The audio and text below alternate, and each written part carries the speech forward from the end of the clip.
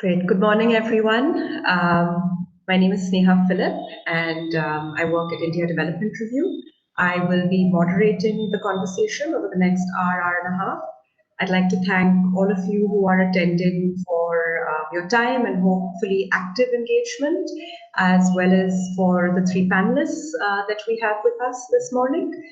Just to briefly give you a sense of what we're going to be talking about.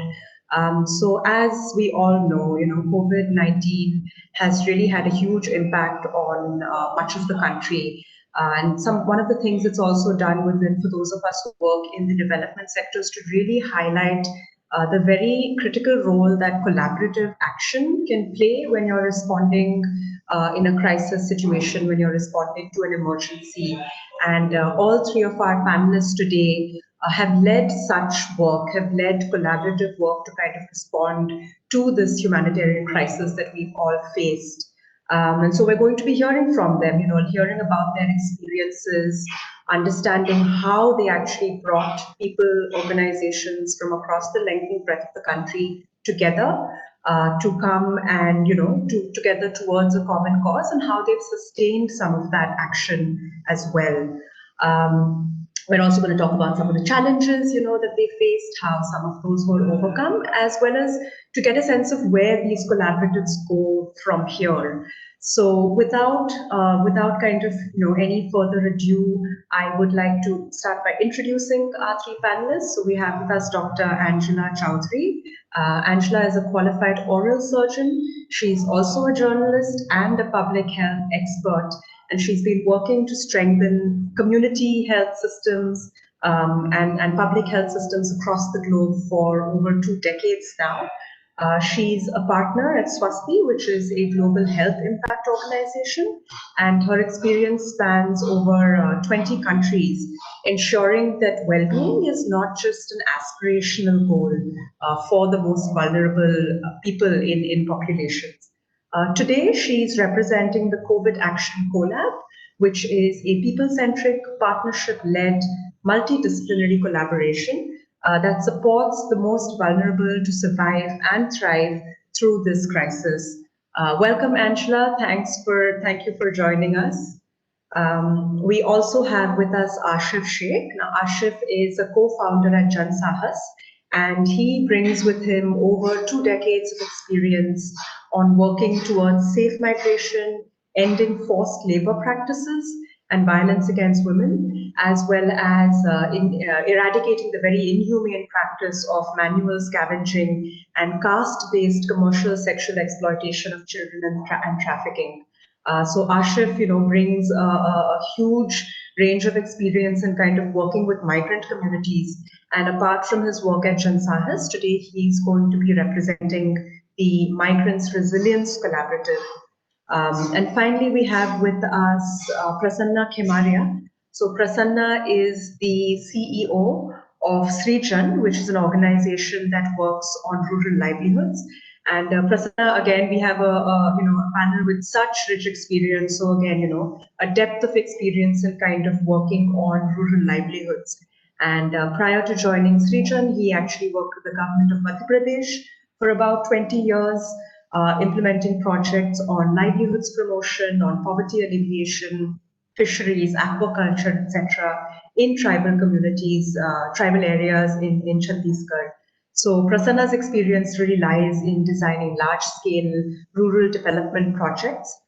Today, he is, in addition to kind of his role at Srijan, he's also representing the RCRC coalition, which is another coalition that came together in response to COVID, and as one of its 7 kind of co-founding members of the coalition. So I'd like to thank all of you, Angela, Ashif, Prasanna, very much, for your time.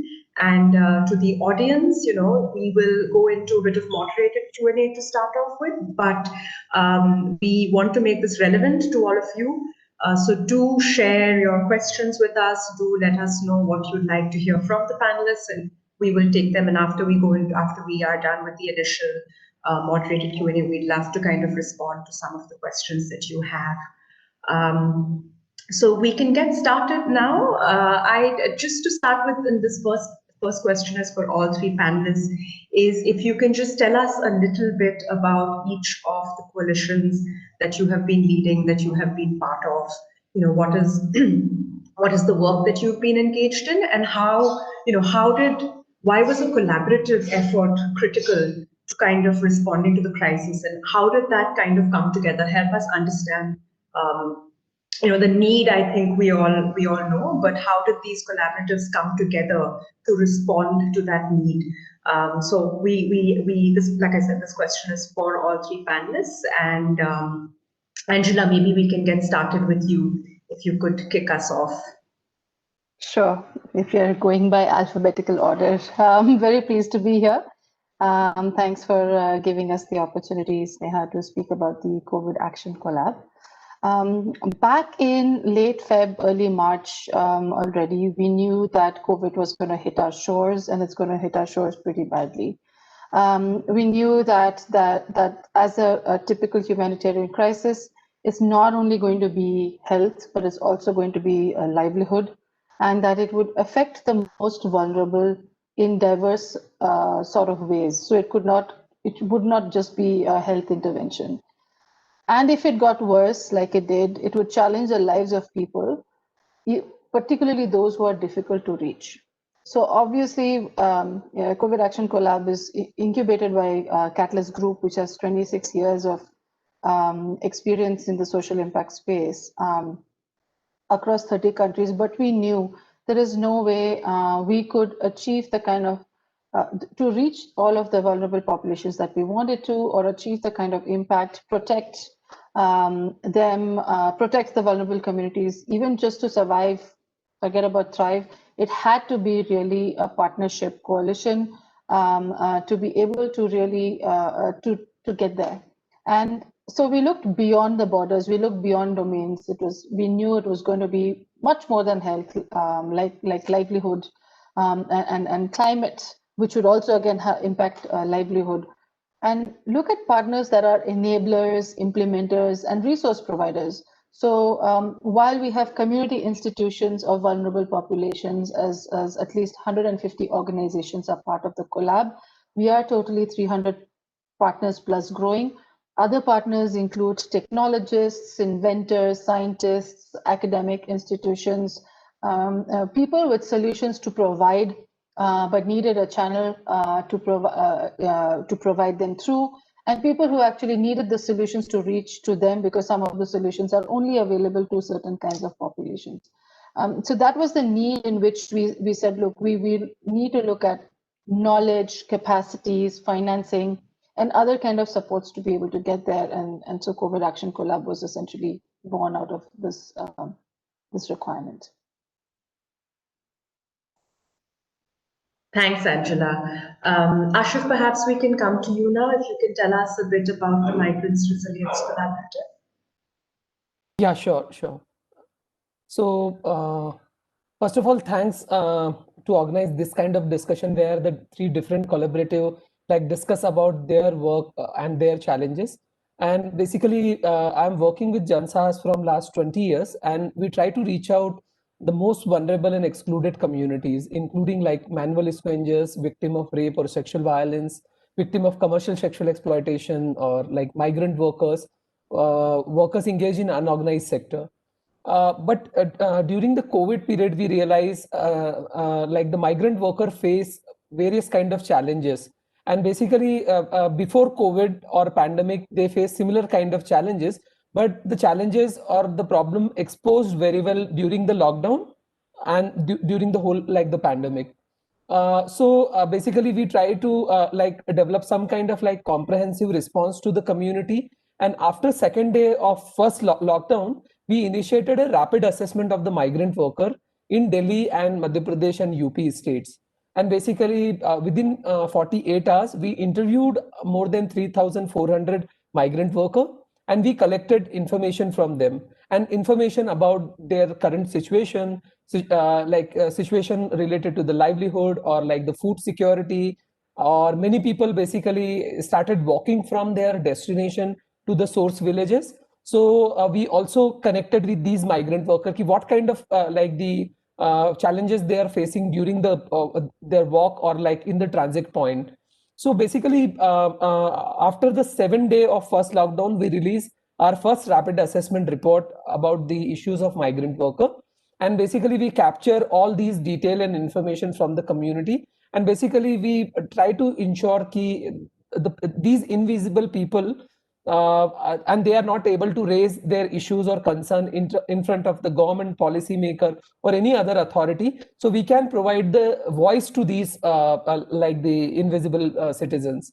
And basically we release the report. After the report, we realize this situation is not only exists in Delhi, Bombay, or like Madhya Pradesh or UP, but this situation this crisis faced by this community across India.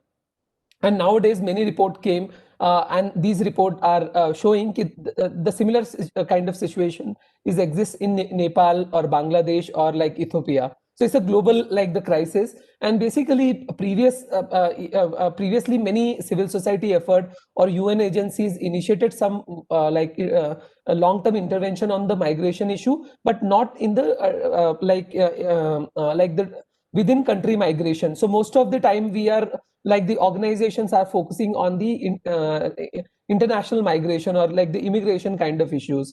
So after the report, we started a response to this crisis. And as of now, we reach out to about 1.5 million migrant worker, and we provide various kind of support to these migrant worker families. So including like the food support, ration support, transportation. And transportation is a very crucial and important support, because during the lockdown, they are not able to stay at their destination like localities, and they want to go back to their source villages, but no any transportation facilities available. So we decided that we will provide transportation support. We documented about 380 death cases of migrant worker, and about 28% death cases related to the suicide or suicidal attempts. And basically we realized the community required a large level mental health support also. So we started that intervention. And basically all these respond related work, we continue for at least 4 to 5 months. And we reach out about 1.5 million migrant worker.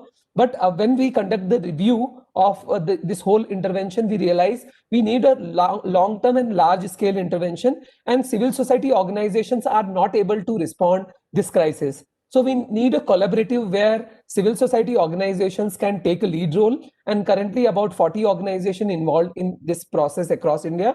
And basically we also engage with the private sector, like the companies, we engage with the state government, we engage with the tech organization. So multiple organizations or like the initiatives are engaged in this process. And basically we try to develop a long-term comprehensive response mechanism for the migrant worker.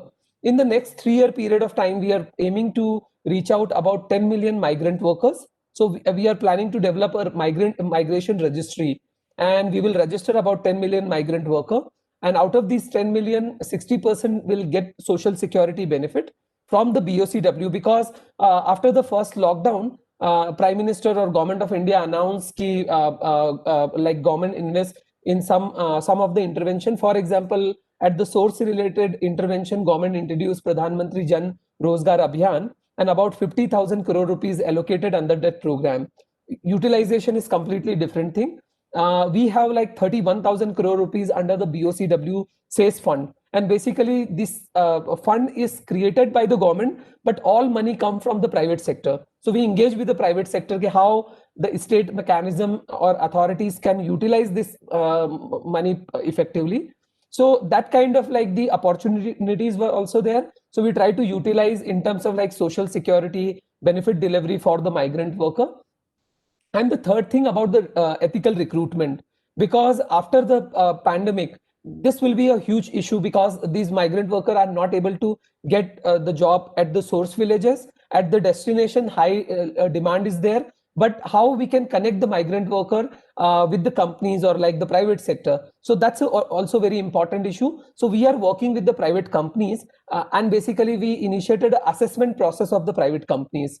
So, and most of the time, like when we discuss with the investor very much focus on the profits or like the turnover of the company, but not about the workers and worker right, protection of the worker, their social security related issues. So we are ensuring that aspect also. And the fourth thing about the financial inclusion, because under the Pradhan Mantri Jan Rozgar Abhiyan, 1,000 transactions like the government send money to the migrant worker and other excluded communities, but this money not received by the people, particularly migrant worker and other excluded communities, because their accounts are not active. So we this number is not very small number, about 35% like the people face this kind of difficulty. So we also try to address these kind of challenges. So it's India's like the biggest like the initiative where we will work with at least 1 crore migrant worker families in the next 3 years. And we are hoping more and more organization will join us and support this collaborative. Yeah. Thanks very much, Ashwin. Thank you. Prasanna, over to you. Could you tell us about the RCRC coalition? You know, how it came together. What is some of the work that it's been doing? So I think need has been clearly articulated by Asif. So the same thing was there with us. In fact, before the national lockdown happened, I talked to Narendra Pradhan, and he told me, I think it was in about 13th or 14th or 15th of March, that Prasan, we are going to close our office and our operation also. So I think at a similar time, Pradhan and Srijan, they closed their office, including BRLF also. So we are in Delhi based. So we closed our office, and then one fine day, Ved called us and talked about. Initially, we thought we are since we are working in the diabetes space, we thought this COVID-19 C90 is going to be a health problem. So initially, we involved JSS, Jan Swasthya Sahyog, and other some organizations who are working, CS working in the health space, to discuss about it, what can be done. But as we progressed, so initially Naren, me, Ved, Jagdish of FES, Apurva of AKRSP, and Devilalji of PIDO, we were discussing over Zoom calls. And as the national lockdown happened, and then our field teams from every organization started getting back to us, then we realized this is the problem, something beyond health. I mean, it's going to affect our livelihood of our basic community where we work with, particularly women and girl child, many more. And with this migrant level coming back to our area, so you can imagine the water resources, drinking water resources are very limited. And there was a stress with lots of advertisement on media, TV, and other audiovisual media about washing your hands. So the demand for domestic drinking water increased, but the resources are very scarce in the villages. So say for example, a village having 100 family, number of family, suddenly there are 175 families. So the 75 family added more, and that too during summer time. So it added to their woes, and that the harvesting hampered, the marketing of the produce hampered, the traders, the transportation for trolley asked exorbitant prices. The laborers were not able. Those who were dependent on chet kato, I mean, those who were dependent on harvesting of wheat, so they used to migrate to some other neighboring blocks and districts. That movement hampered, so the only source of livelihood that was gone. So I think that's why this rapid rural community response to COVID-19 was the initial idea. And as Henry Ford says, coming together is the beginning, keeping together is progress, and working together is success. I think we started on a very small with 5-6 organizations. Then right now we are working with, in our coalition, there are 60 CSOs are there. We are working spread across 15 states. And so initially work which we were able to do about preventing measures to stop the spread of COVID-19, that means through awareness, poster, wall writing, internal benefits like Jan Dhan Yojana, MG Narega, PDS, in near about 100 blocks spread across different states. And the rehabilitation of migrants in 200 blocks covering 5,000 villages. And then fundraising platform for the Common Minimum Program and media and communication strategy. The one thing which I would like to share from our earlier experience, we have been working in different coalition. RRA was one part of it, where Naren and Apurva and other WC working group committee members involved. It's about, initially we thought ki there is a much more demand on need for the local, those who have got a presence there. They've been working there for more than 25 years, but without any fund. Even the funds were not there, so they were there. So we thought, let's work with them. So whatever initial funding we got from 1 crore from UMIDR. So I think I would not say, I would be very humble in saying that Pradhan and Srijan did not take any money out of it. We say, no, we don't want to take any money out of it. It would be better if we are able to give this money, whatever was earmarked for Pradhan and Srijan, to a small organization. So that, I think, really created lots of difference. We did not act as a big brother, a big boss. We did not call the shots. In fact, we just showed them, look, this is how we can help you. And these small NGO at that time, with this amount of money, 2.5 lakh, 5 lakh, or 7.5 lakhs, made a huge difference. That was initial times of COVID, and district administration supported them with all kind of ration and other relief measures. So I think that went well for our success. And from there we build on. So I mean, we are quite flexible. We didn't know what to do. So as things came onto our fold, we kept on progressing. So that's how it is. Thanks very much, Prasanna. That actually kind of leads me very nicely to what I was going to ask next, which is, I mean, clearly we've understood that the scale of the problem is so huge in this case. It's something that has just affected people and organizations across the country. And therefore, the ask on each of your collaboratives that you formed was also, I imagine, perhaps it was more than like people can actually respond to, and it's just coming at you constantly. So it's not just delivering the work and delivering it through models or with people that you already know, but I imagine, and in some cases, like in the case of RCRC, there were many partners and people who knew each other before, and perhaps that is the case also with MRC and CRC. But I'm sure you brought new partners on board as well, had to like figure out new ways of working with people. So I imagine that there were challenges that kind of came forward. And one of the themes of Samagam, of the event, that one of the core focuses of the event is to really spawn a conversation about how we come together towards the SDGs. And so I think this is a really good way for us to perhaps share with the audience, what some of those challenges are broadly when you're kind of working collaboratively with other organizations, other partners, and how some of those were perhaps overcome, or how you're still figuring out how to overcome them if that's the case, Angela, back to you.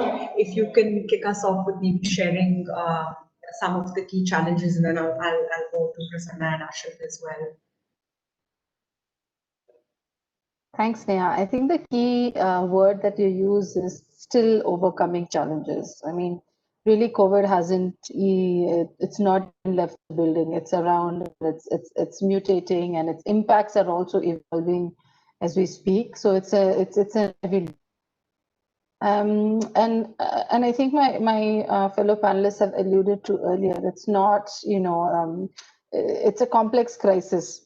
So one of the challenges, one of the biggest challenges, and we're all from the sector, that we can humbly say is that we really don't have a history of collaborating with each other in a boundless kind of way.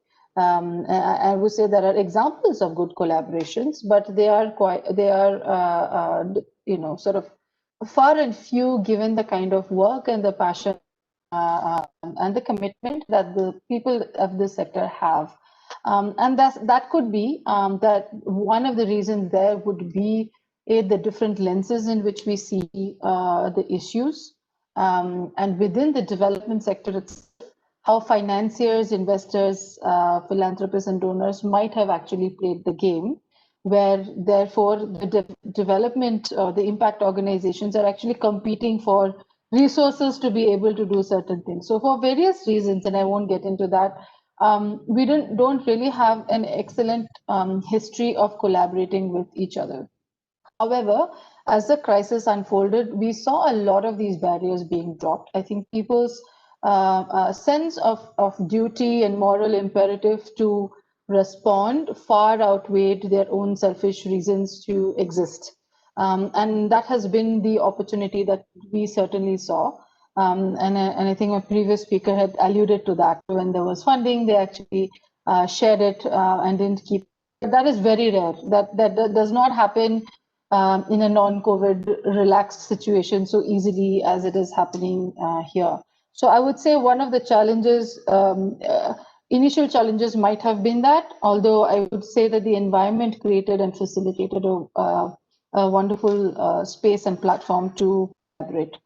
The second thing would be like the other collabs as well, because it is very multi-sector. I would say the philosophies and ethos are different, and therefore it wasn't so much very easily organic partnership, but it required a lot of conversations, framing and reframing the problem and some of the solutions to be able to find traction points to collaborate. Now, there are various kinds of mindsets that are available. There are opportunistic mindsets that say, hey, we don't know yet, but let's figure this out through various conversations. And there are other mindsets that say, I need everything to be written from A to Z so I know exactly what I'm getting into and what I'm going to share. And I would say that because the place is so evolving, and obviously the collab is expectations, it is not the incubator's expectations or agenda.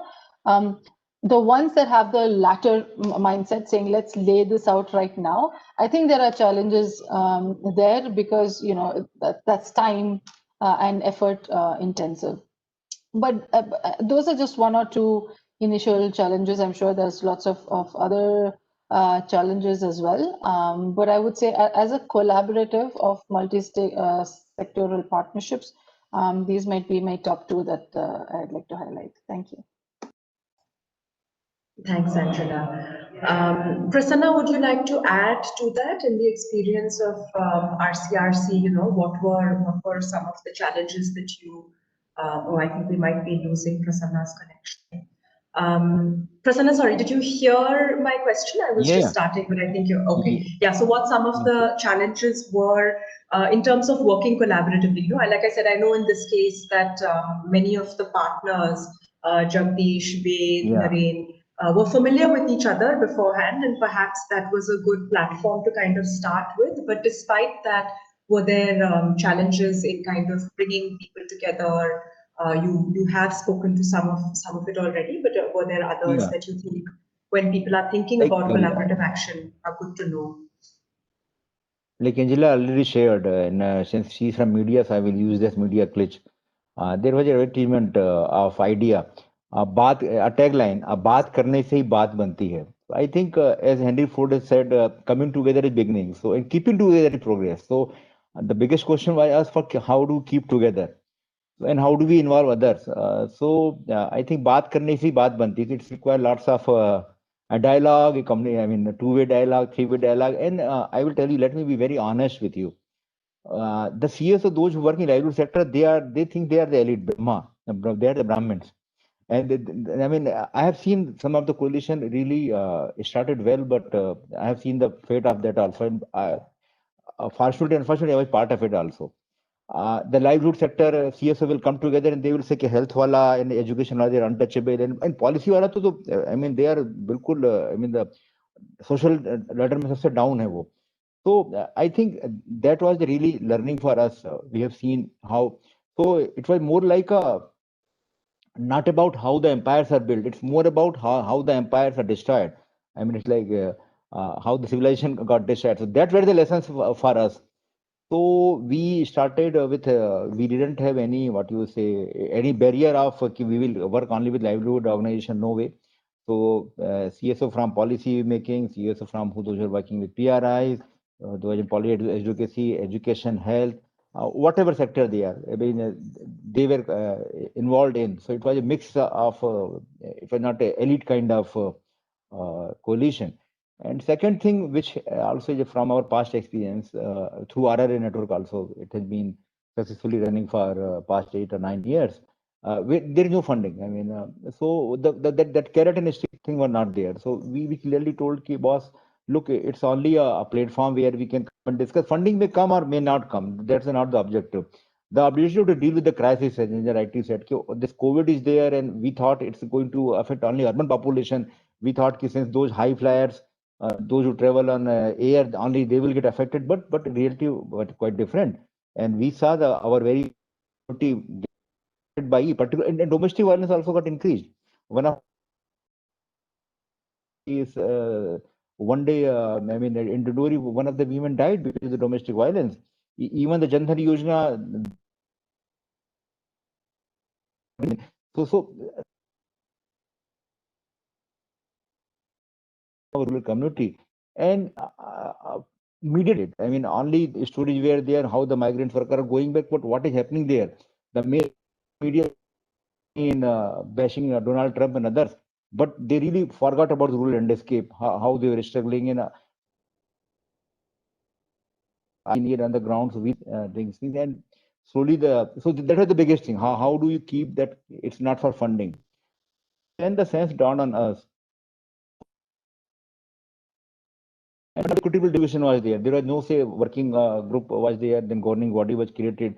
So one organization did not have any say. So that big brother philosophy, big brother, the ego. I mean, that we were able to keep in control. I mean, that's the biggest thing. I mean, which comes into play. Because every CEO are there. I mean, they've got own funding. So no one. I mean, if you say funding, so Pradhan doesn't need any funding from anyone for COVID relief.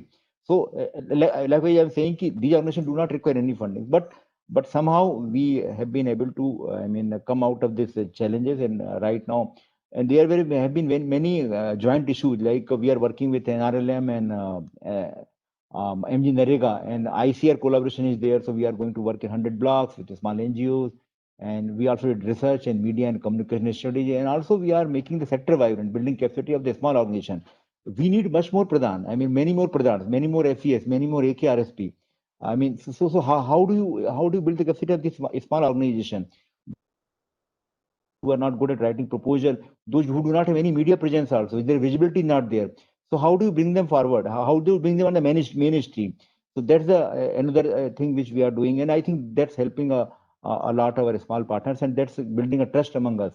And as I always say, कि बात करने से बात बनती. It's still dialogue is open, so it has to be lots of talking. I mean, communication. So that's all. I mean. I am amazed by, you've both spoken about communication and how you kind of have to communicate constantly. Angela, you said you need to kind of reframe as you go along because the situation is not static, it's dynamic and it's changing. And I'm truly amazed by the fact that there's so much going on and you're responding to that, but you're managing to communicate while doing that.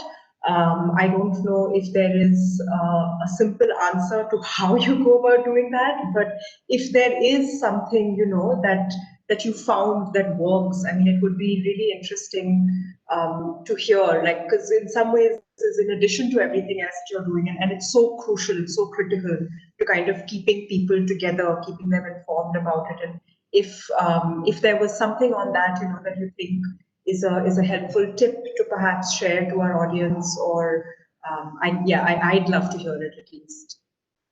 Well, I will say only one thing. We often talk about it's cliche, more often used word, in particular in our sector, equality and participation. But these are very often used word. If I'm sitting on a chair and people are sitting on the floor, and I say, look, come sit beside me.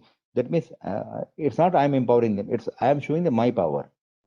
Look, boss, I have got the power to invite you there to sit beside me. So, I mean, how do you create that kind of environment where everyone is equal? There is no big brother. I mean, like Pradhan, Srijan, FES, AKRSP, they are well-established organization. So, in a sense, in this revenue sector, they are the big. But how do you come around it? You do not preach anything. I mean, you are just equal. So that requires lots of hearing capacity also. You do not, instead of telling what is to be done, ask them what can be done. This is situation, it's very dynamic, we don't know solutions, what solutions are, who expected there will be third wave, and there will be talk about the third, fourth lockdown. So no one anticipated anything. I mean, it was something a new problem. I mean, you forget about the Spanish flu 1918, just 100 years back, and we still learned any lessons. So how do you come about? So solutions were not, it's not what a top-down approach, it's a bottom approach. So we asked our partner, what is the solution? What do you think? What is the best for you? Then they shared, we want a platform to share our own work. We want this kind of funding. So we want this kind of collaboration. So that's how, instead of having a fixed agenda, we asked them to have their own agenda. So I think that worked. I mean, that worked. And also, we did not say ki we will be the one we will get the funding. We said, look, we say funding is one part of it, 20% part of funding. Now we are also see life good also. So once it is over, so there will be life. So now we have changed our name to RCRC to revitalizing community, reclaiming civil society space, with FCRA coming into play and with other things coming into play. So we thought ki there is much more to be done for the organization. So I mean, every day you read in newspaper, every day you come out with this kind of choking civil society space. So that's another thought which came to our mind. So we want to work beyond COVID also. So that's a very interesting example of the very fluid nature, I guess, of keeping a collaborative together. Angela, just quickly, if there was, does that resonate? Is there something else that you have found makes it that keeping that communication train on the tracks, right? So it's to me, if you ask me, it's the paradigm of communication. If you know the value the communication gets to the table, it automatically becomes the way in which you do work. If it is going to be project A, project B, resource mobilization and communication, then it is look like, oh, this other task that we need to do. I think open and frank communications, setting clear expectations, and also communicating what you can't do or find difficult to do, and asking for help. I think that's very important, to be able to ask for help, no matter how big or small or where you are in that space. Having a clear ask, as well as clearly listening, as previous speaker was talking about, would be obviously, these are very obvious. There's nothing new that I'm saying, but as a scientist, communication used to be another job. But when I put it into the paradigm of, you can't really do your job unless you communicate, because you need to be able to work with your partners and they need to know and tell you where we are going with this, then it's not an additional task, and it's actually the glue that holds it all together. Thanks, Angela. Ashraf, what about you? I mean, the MRC is really working. I mean, the numbers that you've mentioned are huge, that you have reached 1.5 million migrants, and I'm sure this was also through partners' efforts. So what were some of the challenges in kind of working with so many people in real time and responding to that need? Yeah. So first of all, when you saw the pictures or like the videos in the media about the migration or like the migrant worker, most of the time they like show the picture of men. And basically in India, about 22% women also migrating for work, and almost like 50% women population is also involved, because sometimes they stay their home villages and they are also facing like the similar kind of challenge, or sometimes their situation is worst. Because about a year ago, we conducted a very small study in the Bundelkhand region, and we documented 100 rape cases actually, and the similar situation at the destination in the Delhi NCR area. But actually, when we design the program for the migrant worker, we always focus on men. So that's a one issue basically about the understanding of the like the government and the other stakeholders. The second thing is we started a LMT, like the longitude migration tracking system in Bundelkhand region about 2 years ago, and we track about 122,000 migrant worker in last 2 years. And basically the data says 71% migrant worker come from SC/ST community, 24% come from OBC community. So altogether 95% like the migrant worker come from the socially excluded or deprived like the section of our society. But when we discuss about their issues, we are very much focused on economic empowerment or like the livelihood and other things. But the social reality or like the social status is also very important issue. And when we try to address this issue at the source villages, it's a very difficult to like work with the communities.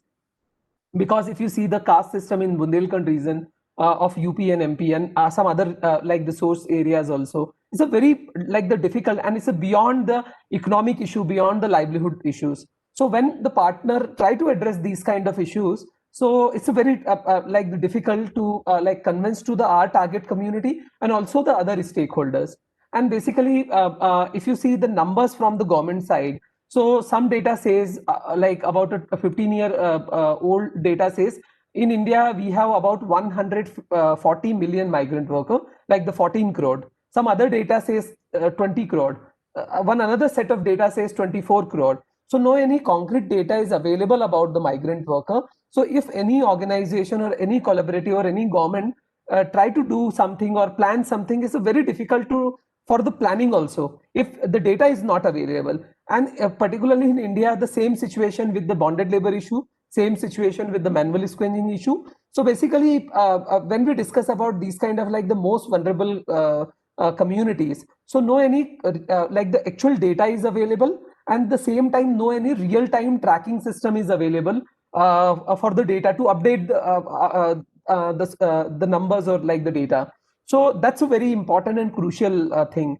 So in our collaborative, we try to address this issue and we try to develop a real-time tracking system for the migrant worker, not only like the male migrant worker, but what kind of challenges their like the partners or like the women in their families are facing at the destination or source.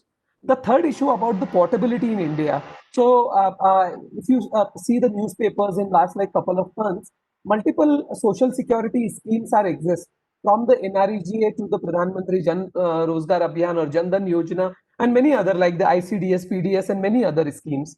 But the issue is the portability is not exist. So if I am a migrant worker from the Bundelkhand region of Uttar Pradesh, like from Jhansi district, and if I am migrating to Thane near to Bombay for the construction work, the same kind of like the services I am not able to get in Thane. Why? Because portability is not exist.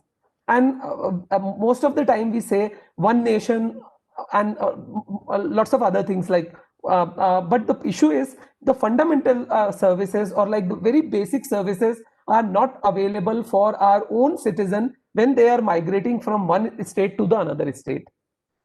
So these kind of challenges like the organization try to address, our partners try to address, but we are not able to solve these problems because these are the policy level issues. So we are advocating, we are discussing with the state government. We drafted a model state migration policies and we shared with 11 state government, and some state governments now in process to adopt these kind of policies. Madhya Pradesh is the first state where the government of Madhya Pradesh initiated like the State Migration Commission. It's India's first like the migrant worker commission. So these kind of like the best practices or good practices are also there, but the challenge is beyond these small efforts. So we required a large level effort. So according to my understanding, in India, we our 1/3 population is the migrant worker population. So it's a not very small percentage of our population. It's a huge like the numbers. And in terms of like the political will, so most of the time when we discuss about the migration issue at the source state, they are thinking these people are migrating to the other state and they are not voter here. And the same feeling in the destination state. So they are thinking these people will not vote here. So why we will introduce the program for these population? But I think the one like the very like the big thing happened in last 5 to 6 months, and that about the visibility and like the their situation is exposed everywhere. So I think Indian middle class now aware about the migration issue. Most of the time, like the migrant community is not aware about like their challenges. So basically now the whole range of like the discussion, conversation about the migration crisis is going on within country, outside like the country, villages, in the cities. And the second thing, private sector also face like the challenges because of non-availability of workforce at the destination. So they are also very positively thinking about the issues of this community. So I think in the Migrant Resilience Collaborative, we try to use this opportunity and basically like initiate a various kind of intervention with the communities. So currently we are focusing 100 districts of India, about 78 source district and 22 destination like the areas or districts. So in these 100 districts, we are planning to set up 160 district level or block level migration resource center. This center basically providing various kind of support. We are also planning to initiate a national helpline for the community. So multiple interventions are going on. And the last thing I wanted to raise here, most of the time in civil society organization like Jan Sahas and many others, and basically every panelist now express their views about the collaboration. So not only collaboration between the civil society organization, but between the communities, civil society organization, government, private sector, investor. So if everybody come together and try to solve the problem, and I think the migration crisis is not a small problem. So very intensive engagement and involvement of multiple stakeholder is very, very crucial. And I think if everybody come together, then we can solve these kind of like the challenges or like the issues at the community level. Ashraf, something that you just said, I would like to probe on that a little bit is, you spoke about the awareness that is now there amongst the middle class in India, so to say, about this migrant issue. And then you kind of spoke about how there are so many more people that need to be involved. It's not just collaboration within the development sector, within civil society organizations, but there are all of these other dimensions as well. And I was curious to understand, this fact that the middle class is now aware of this migrant crisis and the fact that they have an understanding because it was brought up in the media. What do you think that is the role that you can see playing in a response to this? Because we all understand the role, for example, that it's very easy, it's intuitive to understand the role that government plays or that private sector plays or that the development sector itself plays. But I don't think as a sector we are mainstreamed enough, if I may say, to understand what perhaps is the role that the middle class, the everyday person, can also play. I suppose funding is, of course, one in terms of retail giving and things, but how do you see that being a critical component of your response to the crisis, having the middle class also understand this issue? Yeah. So first of all, actually, as per my understanding, the migration or like these other like the communities or like the section of our society, if facing any kind of problem, it's the issue of only of the civil society organization or development sector organization, because as far as the migrant worker is concerned, it's a failure of our like the country or all citizen. We are not able to protect our like the fellow citizen in this kind of like the difficult situation. People were crying for food. People were like walk from 500 kilometer to 900 kilometer. And we meet with 1,000 people, basically they face this kind of difficulty. So that's one part of India or one part of like our people. But if you see the another part in Madhya Pradesh, in Indore, basically I was walking in the highway with the migrant family. Almost like 50 people basically cook the food from their home and they serve to the communities. So that's also very beautiful part of our like the country, where the people take the responsibility and they support. So I know more than like the 1,000 people, and they are not connected with any civil society organization or development sector organization, but they feed to the migrant worker. And basically they travel with them, they facilitate their transportation. But the number is very small. And basically when we take the whole responsibility on our head, civil society organization will solve this problem, definitely we are not able to solve this problem. We are only facilitate some kind of like the solution. So sometimes like the civil society organizations are also feeling that we are a change maker, we are a leader of change, but we are not. We have like in Jan Sahas, we have 1,500 team members. And this small team is not able to change like the 50 districts or like the situation of the migrant worker or other kind of like the survivors in 50 districts. We required 1,000 people, and these people basically the volunteers, the common citizen of our country, they can help. So basically in this collaborative, we offer to the volunteers that you can come and support us for documentation of the cases, for running the helpline, for running the migration resource center, and 1,000 people basically accept this offer and they provide voluntary support. And I think that's very, very important, because when we are thinking the civil society organization can take, because we are always dependent on funding most of the time. We need to pay the salaries or other kind of like the expenses for our team. So if we can not like limit this kind of like the program in the organization and in the like the collaboratives, And if we can promote this kind of process as a movement, and where the common citizen can participate and they can see the change and they can involve in this whole process, that also is only a solution. So in the last 2-3 months, we are trying to develop a barefoot lawyers. And basically within the migrant community, we have like educate youth and like including like the women also. So we are providing some kind of like the information, because recently if you see like the 4 labor codes government of India introduced and parliament passed, and basically including the social security code. And basically in India, only 8%, between 4 to 6%, basically the workforce engage in organized sector.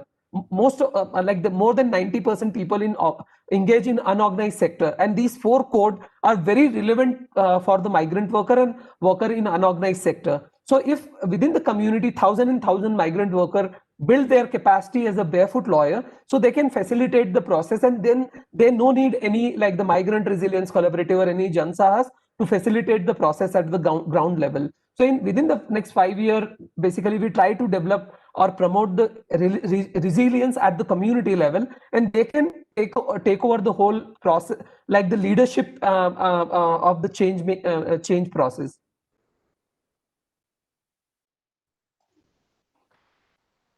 Thanks, Ashif. That's I think important for an important takeaway through this entire crisis, right? That the civil society or the development sector, as we understand ourselves, don't have all the solutions. And if you're going to create wide scale impact, you really do need to go beyond kind of and involve people who are, quote unquote, the mainstream. So that's definitely something that I have observed more and more as we kind of passed through, or as we are passing through this crisis. Prasanna, anything from you in terms of, what are some of the key insights that as the RCRC has evolved, as you've kind of brought on more partners, and you've been part of collaboratives before as well, this is not the first time that you are part of a collaborative initiative. So what are some of the insights or learnings that this particular collaborative in this particular situation, I suppose, has brought up for you? Yeah, as I shared, it's a very dynamic situation we are in. And since I also shared with you, it's a bottom-up approach where we ask our partners. So some of the things which we also did beyond COVID, it's like, it's about signing of MOU with ICR and NRLM in 100 districts with our partners. So we will be able to reach out near about 5 million farmers. Credit linkage with Bangalore-based organization Rangde.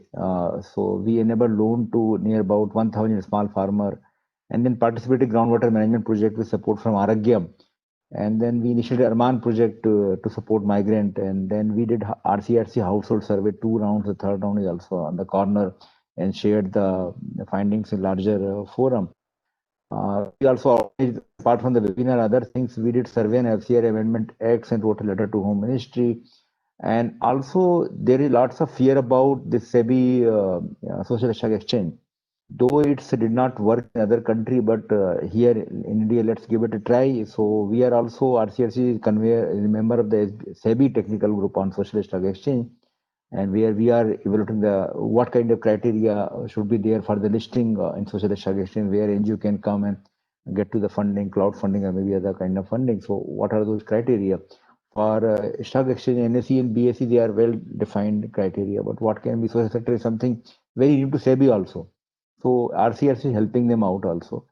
And apart from that, media coverage, Hindustan Times, and potentially future strategy, what we see right now, focus area, knowledge and capacity building our partner. That's the main thing which has come out very clearly, COVID or not COVID. We need to build the capacity of a small NGO, as I earlier said, we need many more pradhans, many more FESC, many more AKRSP in India. I will very happy when the day comes when there will not be no CS will be required. That will be a dream thing for us, even at the cost of our own occupation, our own job, and but I will be very happy the day we do not require CSO, and I don't see that day has come still right now. At least for 2 more decades, I do not see it happening.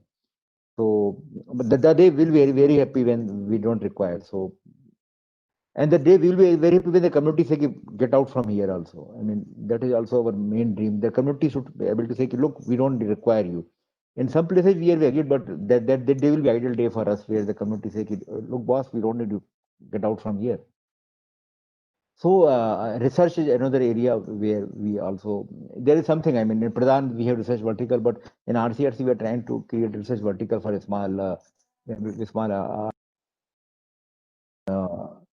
yeah, and one more thing that we have realized about the advocacy is also one thing. I mean, the most of the organization like library organization, those who work in this sector fail to do it. So advocacy is one which is RCS platform will be taking up.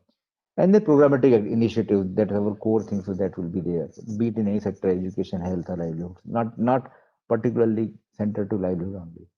So that's all. I mean, so I say I agree with Angela. Okay, every day we are evolving. Every day new learning for us. So the day we think we know all, that day we are finished.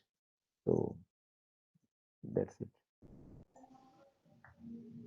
Thanks, Prasanna. Yeah, so Angela, I was actually going to come to this a little bit later on in terms of, understanding what the short-term, medium-term future actually kind of looks like for some of the collaboratives that each of you represent. And Prasanna's already given us a sense, so that's incredible that you're already thinking about research and advocacy, and similar to what Ashif and others at the MRC are doing as well, is responding to that gap, right? Of there isn't data available, there isn't updated information available that you can act upon. So Angela, could you tell us if with the CAC, how what has the evolution kind of been like from the beginning in terms of what its role was, and are you seeing a shift there as well to not just responding to COVID and what's immediately adjacent to COVID, but other kind of broader issues as well? Yes, sorry about that. Absolutely. I think when we knew that COVID-19, we understood that COVID-19 would actually amplify the cracks in the existing systems. So systems that were, sort of very well structured would not be able to deal with something like COVID. It was only agile systems that were able to deal with COVID. We also knew that the same communities even before COVID were worse off, and this would make them even more worse off.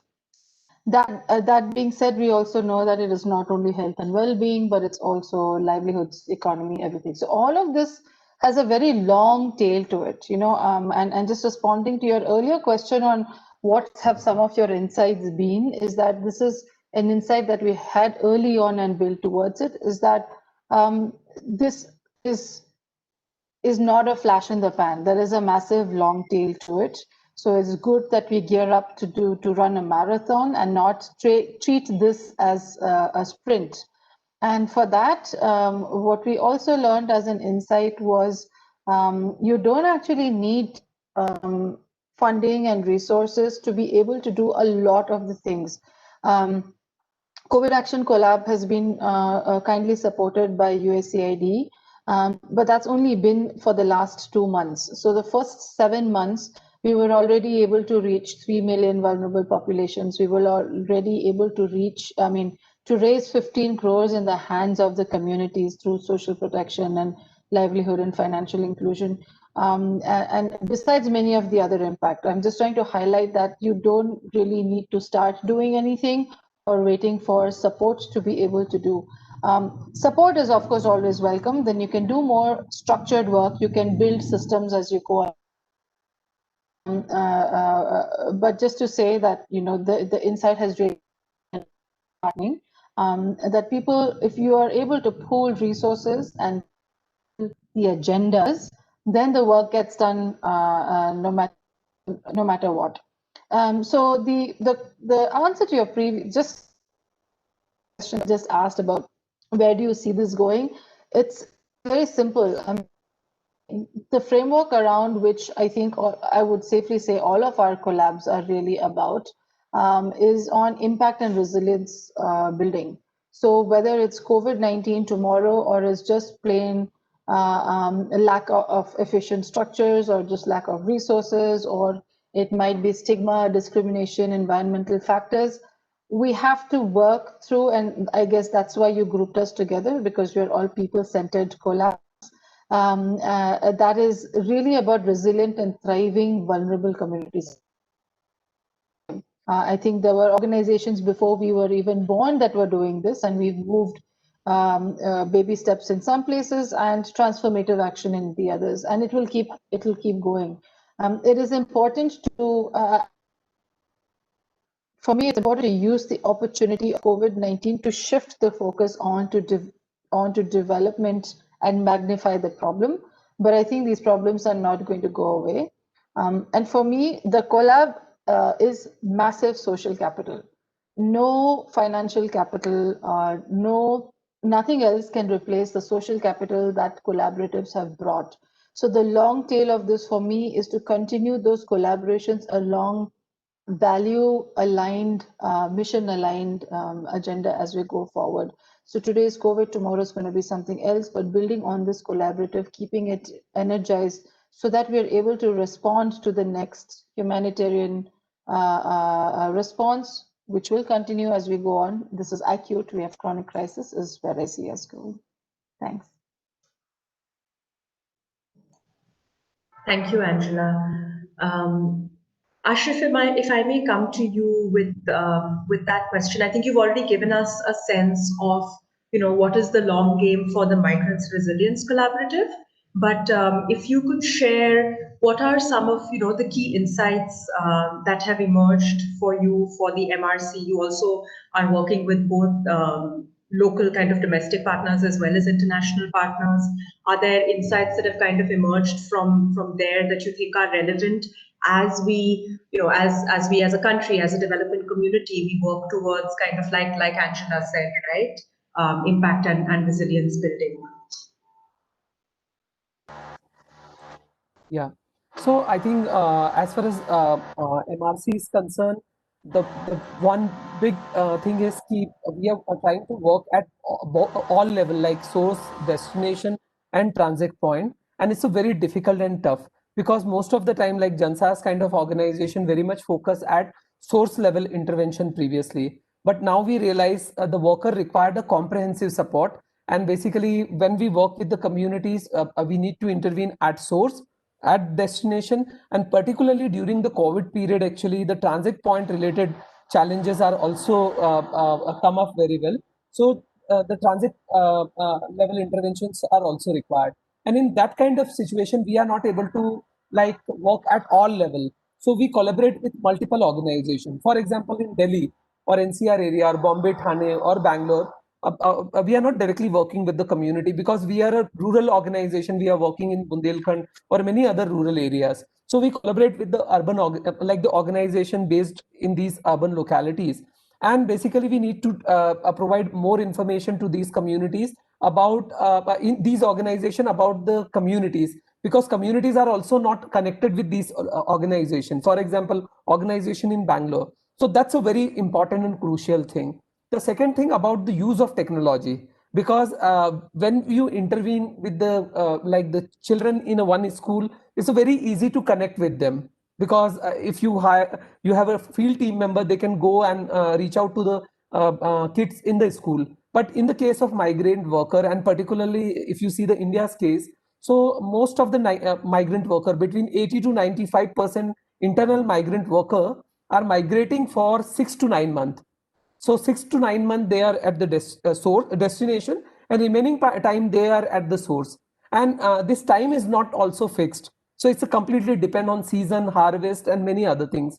So technology can solve this problem actually. So we engage with multiple tech partners, and we are trying to develop this nationwide tech solution where we will develop the migrant registry, and we will track the migrant worker under this system. We've already piloted this system in Bundelkhand region, and basically we develop a methodological migrant migration, like longitude migration tracking kind of system. So we try to scale this intervention with the other organization also. The third thing, multiple skills and are required in this process, and no any one organization can bring together all the people with the different skills. So that's why we engage with Global Development Incubator, because GDI incubated more than 30 collaborative across like the globe. So their experience are very helpful for us to develop this kind of collaborative, where the organization like Yuva Vikas Mandal, Gramin Swavalamban Samiti, Udan or Bunyad Society, these kind of very small groups are there, and they have like between 15 to 20 team members in their organization.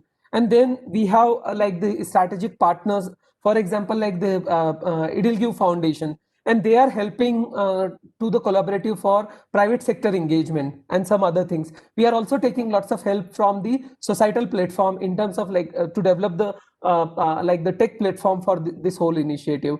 So various kind of stakeholder come together, but the collaborative is value their contribution, and their role is very crucial, and basically all the things are very well defined. So because of very much clarity and the need of the intervention, that's why all these stakeholders come together. And I think the biggest challenge in future is how we can reach out to this large number. As you mentioned, like we are trying to reach out 10 million migrant worker within the next 3-year period of time, and that number is only 5% of India's migrant worker population.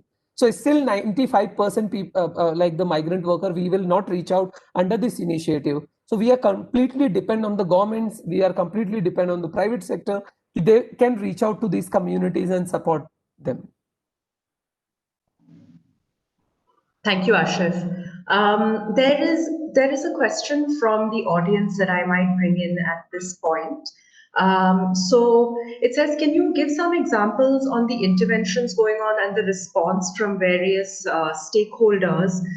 So perhaps, I don't know if there's one particular aspect of the work, and you can interpret stakeholders as wherever there's a relevant kind of piece to share. But how have others, I guess, whether it is other civil society organizations, individuals, volunteers, tech organizations that have joined your efforts, the government, both of all three collaborators are working with the government as well. What has the response been like from these organizations to your efforts? Hi, Prasanna. Yeah, go ahead. Actually, my apology. I have to leave, so I will just respond, and if you may permit. Sure, of course, sure. Yeah, actually, when you work in this kind of coalition, Asif also emphasized this thing very much, and we also know. See, alone we cannot do anything. I mean, let's be very frank. I mean, we work in island, in isolation. We work, and whatever impact we are going to make, the universe is very small. And since we have a long history, the organization are very reputed. We have been there around for many years. But when you work in a coalition like this, where Asif and all of us are working, you also bring their network into our fold. So say, for example, Pradhan is working with 10 other NGOs. Like we are working in Bundelkhand with 6 other NGOs. So when Srijan becomes part of RCRC, so those 6 NGO also become part of RCRC. So they bring their own network. So it's like a chain reaction, a domino or ripple effect, whatever you call. Say, for example, if you take Vasan into our fold, so Vasan is the anchor for RRA network, which has got more than around 200 civil society members. So you bring, when you bring our RRA network or Vasan into your RCRC fold, then those 200 NGO again become part of it. And apart from that, their relationship. So their relationship with the government, their relationship with the donors, their relationship with other stakeholders, their relationship with the community also. That is much more important. So I think that is initially people used to say, who the hell RCRC is? Whether it's talks about whether it's a legal entity, registered entity, but there are many examples. I mean, I can give you an example of Caring Friends, who had been able to disburse near about more than 200 crores of rupees over a period of 12 years, do not have any registered single office, do not have a single staff. And their success rate is 98%. Caring Friends. So there are examples. I mean, you don't have to come under a umbrella of a legal entity. Initially, reaction from even government, what the hell RCS is all about? Who the hell are you? but later on we will, as I told you, okay, we bring our own network. So I mean that worked. I mean, we worked with MG Narega, we worked with SRLM, we worked with NRLM. Now we are working with ICR. So they are working with, and we work with the funders. We got funding from APPIB, we got funding from OMDR, we got funding from some other like BMGF, who gave funds to Pradhan for our CLC COVID work. So I mean, initially it created problem, but since you are working in the coalition, so their network also comes into play. So that is success of this kind of coalition. So that's all from my side. Thank you very much for giving me this opportunity. I have learned a lot from Asif and Angela also. Thank you very much for inviting me there. So my apology, I have to leave. I mean, since it was a very 11th hour meeting. So No, thank you. Thank you very much for Prasanna for so stepping on in. behalf of RCRC, I would like to thank Samagan and everyone. Sneha, you and others also. Thank you very much. Thanks very much. Good to have you. Yeah, same here. Thank you. Ashiv, I suppose I'll come to you. I guess one particular stakeholder that I'm interested in, and please feel free to respond beyond that as well, is the migrant workers that you're working with themselves, right? What has kind of their engagement in this whole effort looked like, and how have they, what do you hear from the ground as it's evolved? How ultimately the work, they are the most important stakeholder. So what has kind of the response been like from them? Yeah. So as I mentioned previously, most of the time when NGOs or civil society organization or government is discuss about the migration issue, we discuss a lot about the livelihood, about the economic opportunity, about the source and destination, about the government program. But when we discuss about with the migrants, they always focus on dignity.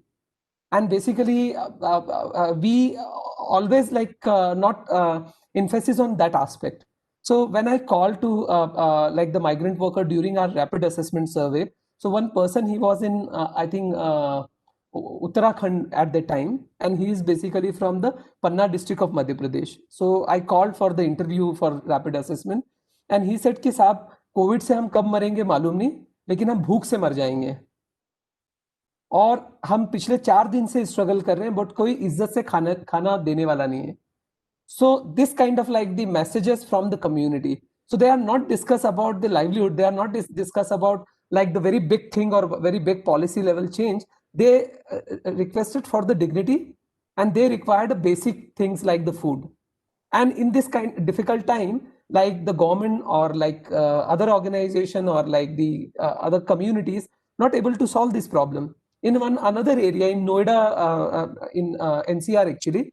So when we called to one person, उसका कहना था कि मैं 3 दिन से ठेकेदार के चक्कर लगा रहा हूँ. ठेकेदार ने मुझे पैसे नहीं दिए, क्योंकि उसको पहले से थोड़ा आइडिया था कि अभी ये कुछ लॉकडाउन जैसे कुछ होता है, तो लाइक मजदूर यहाँ से जाए ना. और उसको 1 महीने से कोई पैसे नहीं मिले थे.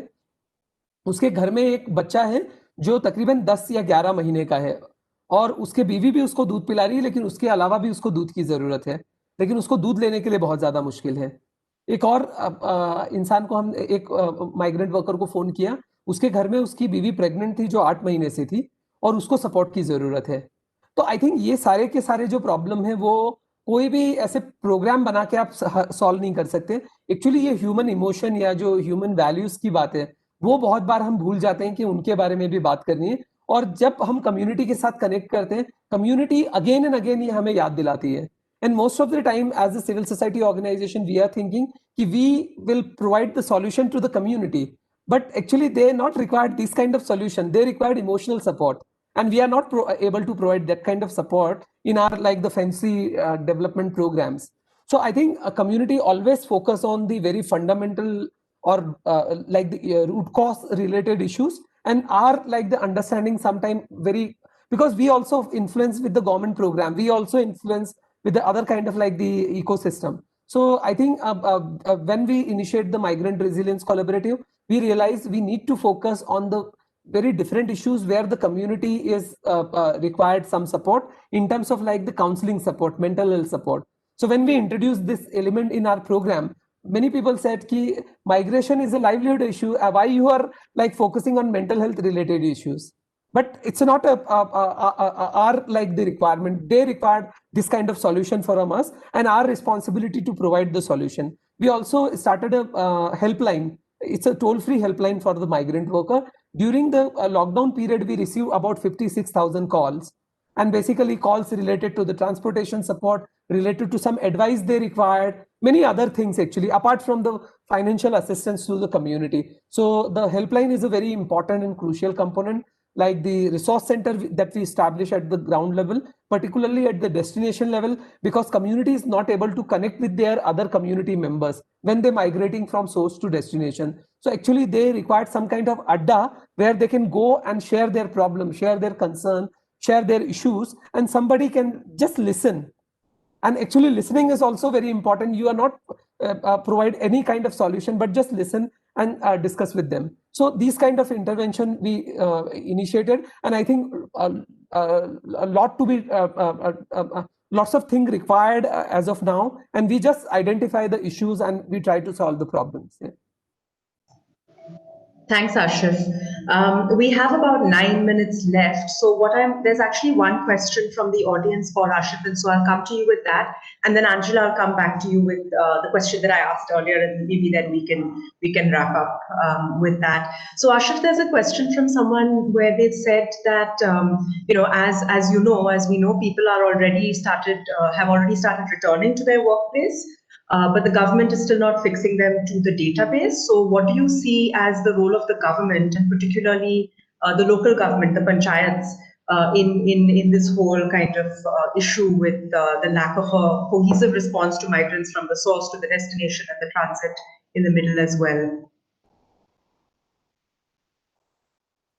So actually, I appreciate some of the state government, and they basically started it like registration of the migrant worker in the month of April and May.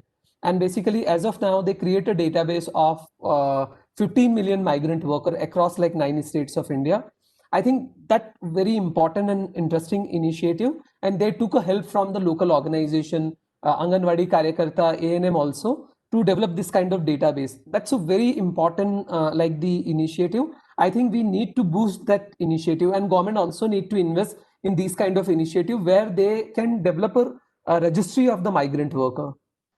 But the negative part is that no any tracking mechanism exists. That's a very crucial thing. As of now, currently government is not using any kind of like the technology to track the migrant worker. So basically, if you see international migration, like the we have immigration department in India, and most of the country have that kind of like the department. So each and every information is available with the immigration department. In India, we have an Interstate Migration Workmen Act.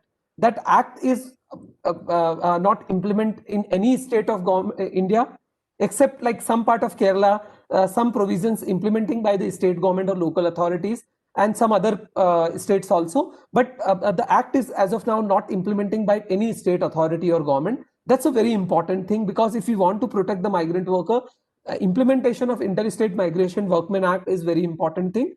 The second thing is now the government changed lots of laws actually, and now we have 4 labor codes. So implement like the first analysis in the context of migrant worker of these 4 labor codes is very, very crucial, and then develop some kind of plan. Government recently introduced one app called Unnati app. So it's in pilot phase, but that kind of like the program is very crucial.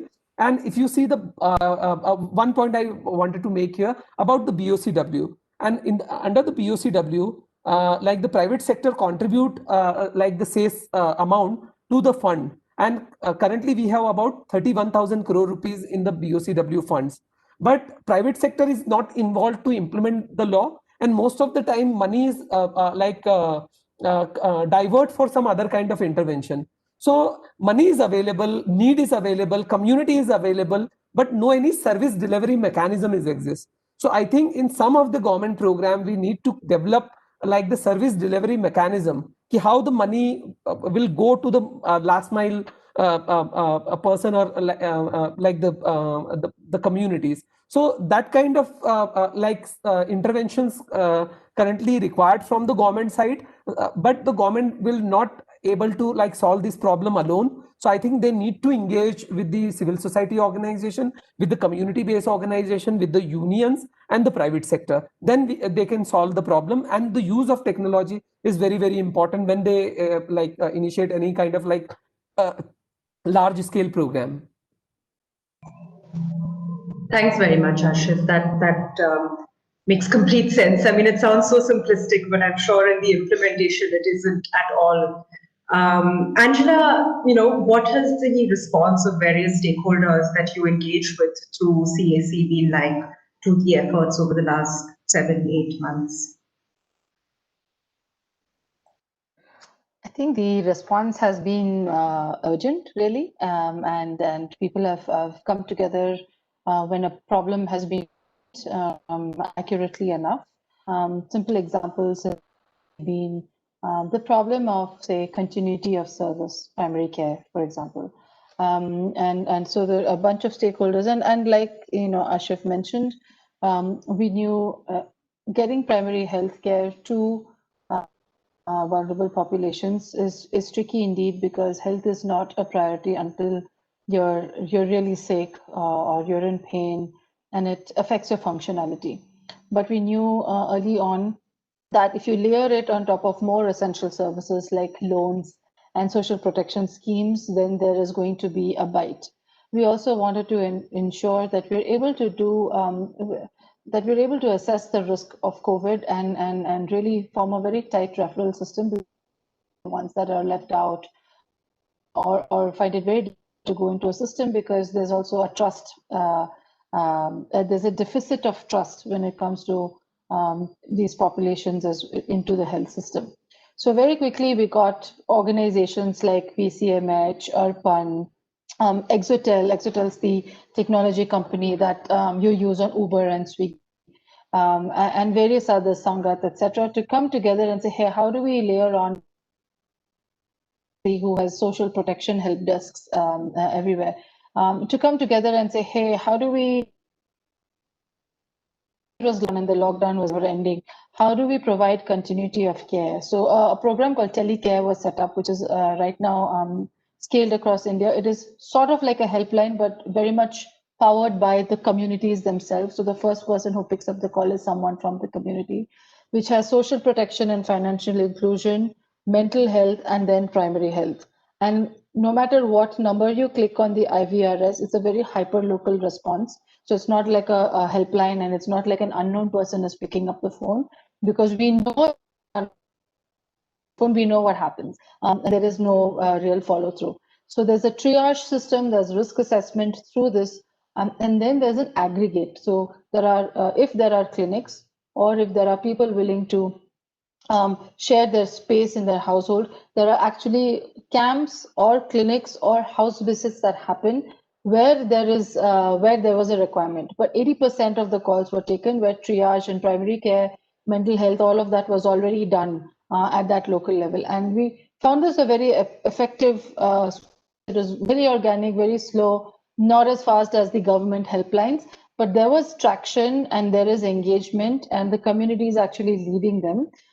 Which is basically a community-led response. Similar to that, there was community-based testing, where we got molecular solutions, local labs, local municipalities to come together and say, look, there's a lot of stigma. People are not going to want to get tested. People are going to go into hiding. They're scared that you'll just plug them out of their homes and communities and throw them into an isolation home. How do we explosion, or rather an implosion of COVID cases where you have, a lot of undiagnosed conditions and malnourishment? So essentially, a community-led testing program was formed from community, where community groups also were part of the design. It